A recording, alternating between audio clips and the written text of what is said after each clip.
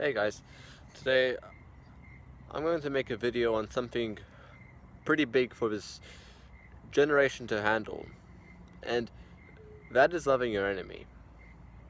Now, we know the saying, Jesus says to love your enemy. Has there ever been a time where we've tried to implement this in our lives? Because loving your enemy is like telling someone to just throw you off a mountain, because we don't seem to do that. It's not normal. The whole point of it is to, if someone attacks you, you have to throw back. You have to fight back. You can't just let them do whatever they want, right? That's how the general saying goes, especially amongst the youth, Gen Z. So we look to this generation, and we are to consider,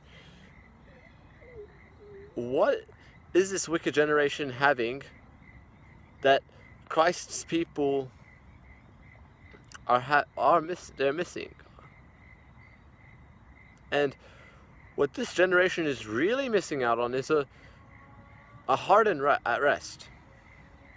A heart that is at rest is a heart that's the best. It's a heart that's at rest is where your life is the best. There is no doubt. There is no exception. There is nothing that divides you and your relationship with the Lord. Because there is no angel, no principality, not even a power that can separate you from the love of Jesus Christ. So, if we are inseparable from the love of Jesus Christ, if Adam kind and all, which means all of us, is inseparable from the love of Jesus Christ, it isn't God that is separating His love from us. It's much rather that we're separating our love for God from Him. We're taking all the love that we have for God and putting it on something else, expecting something in return. We're trying to plant and grow a seed that will never flourish. We're trying to put all our faith in something that will never, ever have faith. And loving your enemy, unfortunately for some, when they think of this, it actually is the way you flourish. Some people might go and look at this, oh, you're weak. No, you're not. You're just aware. What does it mean to be aware? Being aware means to understand that there's a spiritual realm, that there's more to this life than just this, There's more to your life than just this. There's more to it. You're not just this. You're not just this. You're not that. You're more than that. You're more than this dirt that I'm sitting on right now. You're more than the trees. You're more than the animals, because you're not an animal. And animals fight back. We're not. If you're calling us an animal, if we are just animals, we would fight over our territory.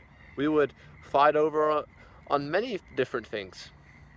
But see, the idea is that we're animals.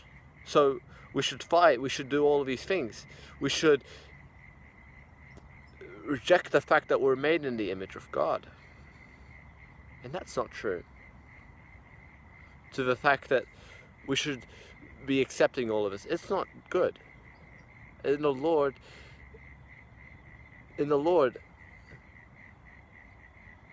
there's nothing wrong. He is good. This isn't just some type of coping mechanism. This is real life. This is reality. And for some, reality is just an explosion, formation, and a beginning, which is somehow an accident. But for the Christian point of view, it's a purpose. It's a reason. So when Christ says to love your enemy, there's a reason. It's not just saying, oh, love your enemy. Yeah, Christ didn't just say things just because he said it. He said it for a reason. And as the early church was growing, I don't think I've ever really heard of much occasions where there were Christians that fought back. Rather, they took all the blows and prayed for the enemies, for their enemies that were striking at them, that were hunting for them. It's sort of like with David and Saul.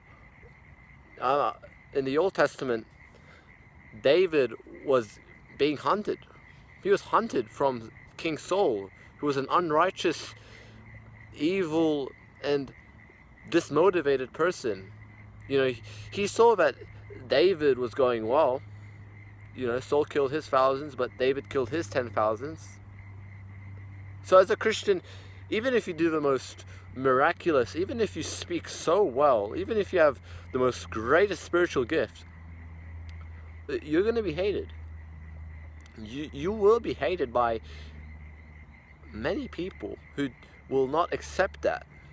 There's many in the world, especially with schools, that will hate that, that will not like that, and will not approve of that. And I can tell you, as a student, there's so much of it. Secularism, there's so much happening when it comes to sharing Christ. And I had been there. And I'll make another video on this. What happens when you preach Christ at a public school? But folks, the most important thing to do now is to love your enemy. There's a reason. It goes well and flows well with the church, because that's how the church has always been, loving your enemies. It's also been a matter of it being a reason, as it is a reason for it to be. So it is true. Okay. Love your enemies. Pray for them. Pray for those who persecute you. Don't forget them in your life. I know there was one person whom I prayed for who didn't really like me. But in the end, we got along. So that's cool. That's cool. Alright. Have a good day. God bless. And let it be well with the Lord. With your soul, with your heart, and with your mind. Don't forget God. Amen.